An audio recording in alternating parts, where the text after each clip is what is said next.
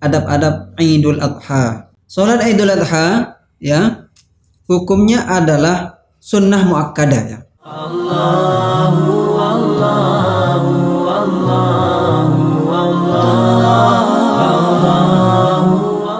Assalamualaikum warahmatullahi wabarakatuh. Alhamdulillah wassalatu wassalamu ala Rasulillah wa ala alihi wa ashabihi wa mawalah, amma ba'du. Apa kabar semuanya? Kawan-kawan, saudara-saudara, ikhwah sekalian, kaum muslimin yang dimuliakan oleh Allah Subhanahu wa taala, mudah-mudahan kita semua dalam keadaan sehat walafiat dan selalu di dalam lindungan, rahmat dan keberkahan daripada Allah Subhanahu wa taala.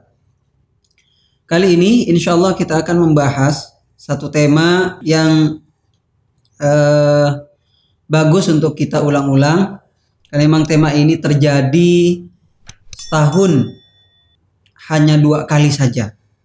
Oleh karenanya perlu kita murojaah kembali, ulangi kembali pelajaran atau bab-bab ini, yaitu tentang adab-adab di dalam sholat Idul Fitri ataupun Idul Adha.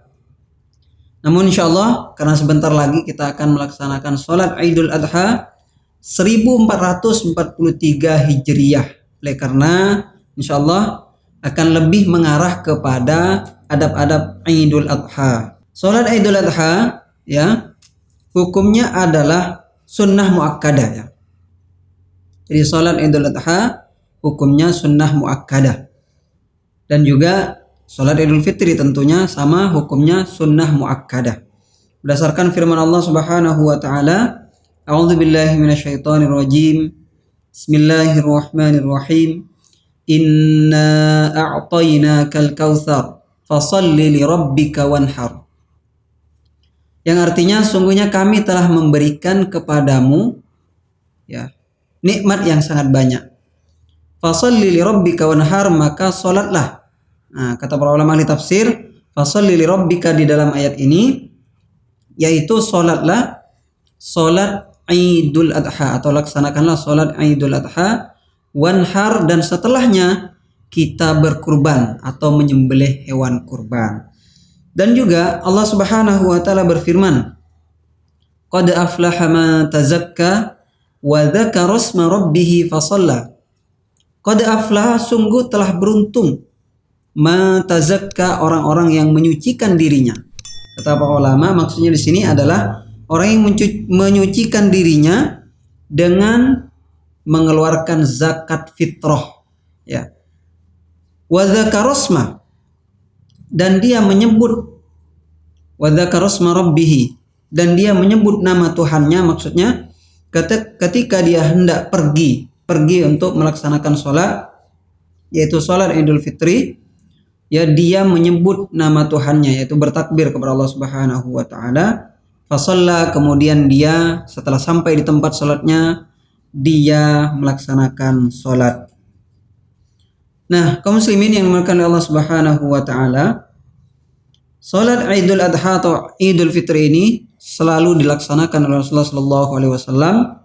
Bahkan Rasulullah sallallahu alaihi wasallam menganjurkan semua kaum muslimin untuk pergi ke tempat sholat ya, baik itu perempuan ataupun anak-anak kecil. Bahkan perempuan ya, karena ini merupakan syiar Islam ya, sesuatu yang agung di dalam Islam, yang mulia di dalam Islam. Syiar itu adalah sesuatu yang nampak, maka kalau bisa semua kaum muslimin, tua, muda, semua yang bisa datang, anak-anak, dan juga bahkan perempuan yang haid pun disunnahkan untuk datang walaupun dia tidak melaksanakan sholat Id. Dilaksanakan ketika matahari telah menaik sekira 1 tombak ya, sampai nanti matahari tergelincir. Begitulah Rasulullah SAW melaksanakan. Langsung ke adab-adab. Yang pertama, adab sholat Id ya. Ini sholat Id secara umum tentunya, Idul Fitri ataupun Idul Adha. Yang pertama adalah al-ghuslu, yaitu mandi terlebih dahulu. Kemudian wat tatayyub, dan juga memakai wangi-wangian.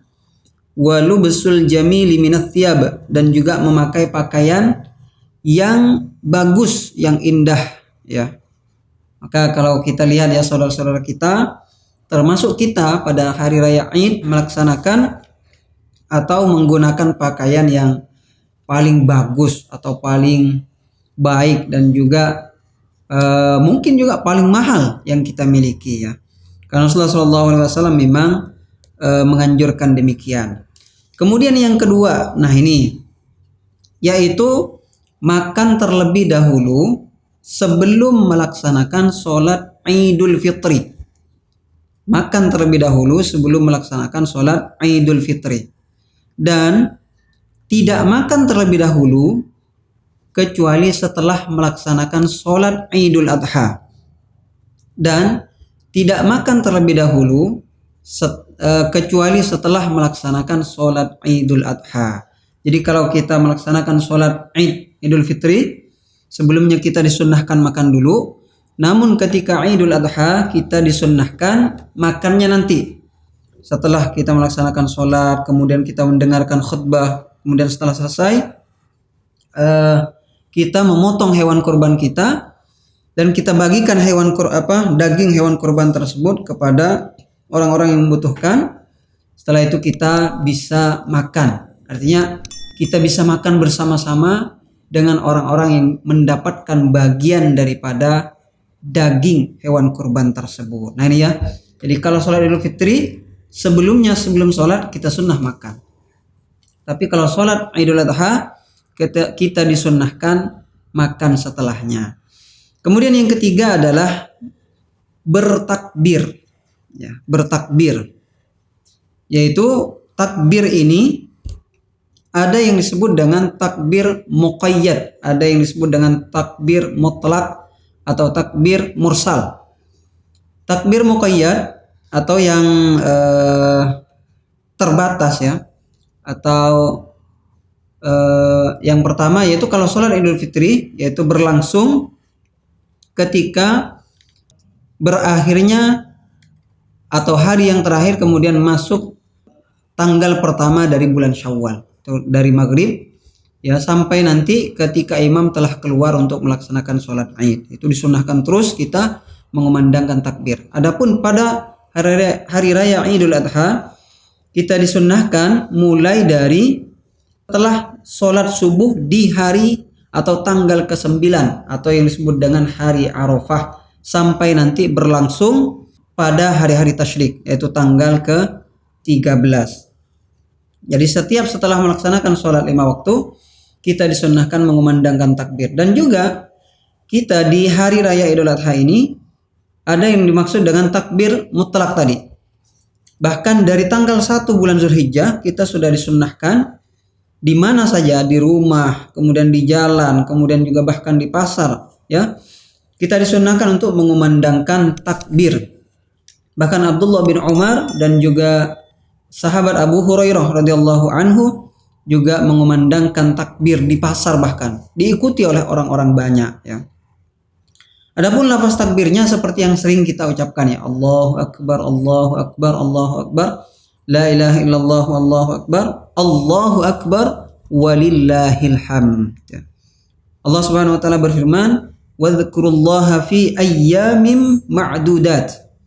Dan ingatlah kalian atau sebutlah Allah Subhanahu wa taala fi ayyamin ma'dudat pada hari-hari yang berbilang atau yang telah ditentukan. Para ulama maksudnya adalah ayyamut tasyrik, yaitu hari-hari tasyrik. Kemudian juga ini yang ketiga ya. Jadi yang ketiga kita memperbanyak takbir. Jadi kalau di bulan Zulhijjah ini kita sudah boleh bertakbir bahkan dari tanggal 1 bulan Zulhijjah kemarin. Ini yang disebut dengan takbir mutlak sampai berlangsung nanti berakhir di hari ketiga dari hari-hari tasyrik atau tanggal ke-13 ya. Yang keempat ya. Yang keempat sunnahnya adalah keluar ke tempat sholat ya, melalui satu jalan dan kembali dengan menggunakan atau melalui jalan yang lain. Dan ini sunnah. Jadi misalkan kalau kita di sini di Pontianak ya, misalkan pergi ke satu masjid di Pontianak kan banyak jalan ya, banyak gang, banyak lorong ya. Jadi pergi kita di satu jalan beda, pulangnya nanti kita ambil jalan lain. ini memang sunnah dan ini syiar ya, untuk menunjukkan ketakwaan kita, keimanan kita kepada Allah Subhanahu wa taala dan kebanggaan kita terhadap Islam. Artinya kita, izzah kita sebagai umat Islam kita tunjukkan memang minimal pada hari raya Idul Fitri atau Idul Adha dengan keluar bersama-sama untuk melaksanakan sholat Id ya. Dan juga menggunakan satu jalan dan pulang dengan jalan yang lain. Kemudian yang kelima, sholat di tempat yang lapang atau di lapang ya, di tempat yang lapang ya, di mana saja disunnahkan kita melaksanakan sholat Id di tanah yang lapang kalau tidak ada uzur. Tapi kalau ada uzur seperti misalkan hujan atau tanahnya becek ya, berair dan lain sebagainya, maka boleh ya dilaksanakan di masjid dan tetap sah. Kemudian yang keenam, mengucapkan selamat. Nah ini sunnah ya. Nanti di hari raya Idul Adha atau Idul Fitri kita sunnah mengucapkan selamat kepada saudara-saudara kita dengan mengucapkan apa? Taqabbalallahu minna wa minkum. Allahumma taqabbal ya karim ya. Jadi taqabbalallahu minna wa minkum. Semoga Allah Subhanahu wa taala menerima minna dari amal-amal kita, wa minkum dan dari amal-amal kalian, ataupun ucapan-ucapan selamat yang lain ya. Kemudian juga disunnahkan kita pada hari-hari setelah hari Id ya, maksudnya di hari-hari raya itu kita boleh mengundang makan siapa saja ya, makan ya, makan besak bahasa kita ya, bersama istri, bersama anak, dan juga boleh mengundang bapak, ayah, emak kita, saudara-saudara kita untuk makan bersama-sama. Dan ini sunnah untuk menunjukkan kegembiraan, rasa senang, rasa bahagia kita lantaran Allah Subhanahu wa taala telah menyampaikan umur kita pada hari raya Idul Fitri atau Idul Adha tersebut. Kemudian itu ya beberapa adab-adab daripada hari raya baik itu Idul Fitri ataupun Idul Adha. Mudah-mudahan bermanfaat. Ya, barakallahu fikum. Assalamualaikum warahmatullahi wabarakatuh.